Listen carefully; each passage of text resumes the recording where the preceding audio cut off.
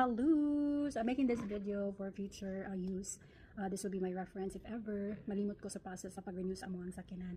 And this is also a way of helping other people who are still struggling how to renew their car registration. So muna mong gibuhat. So this is in CDO ha.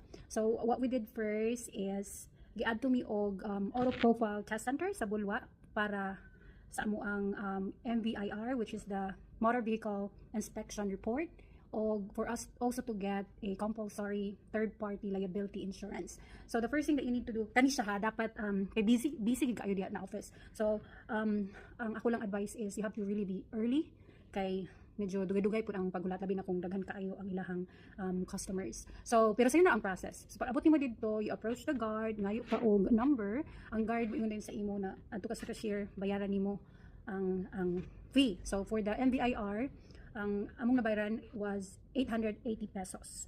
And then once nabayaran na nimo, hulat ka lang dayon ka og tawag nila. Sa first nilang tawag ipasulod imong sakyanan. Sa second na tawag ihatag na dayon, i-release na nila imong result.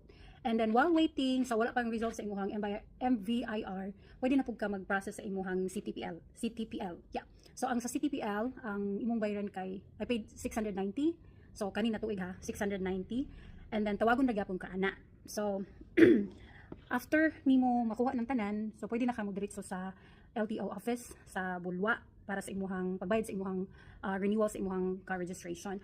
Pero kung nakay LTO portal o nakalink na ang imuhang sakyanan nimo sa imuhang account, pwede ra pod nila i-process dito kay naman sila online renewal.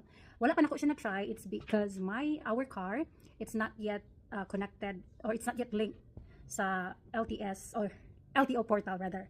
So pero if ever gani nakalink na siya, masayon siya kay pwede ra gyapon nimo dito sa request dito sa auto profile test center na sila person who's in charge to do that. I think magbayad lang on top of the payment para sa imuhang renewal is 50. I'm not really sure but it was like mentioned sa usa ka lalaki dito. So 50 ang imuhang idugang sa imuhang bayad. And then sila na rin mag-print sa imuhang bagong OR.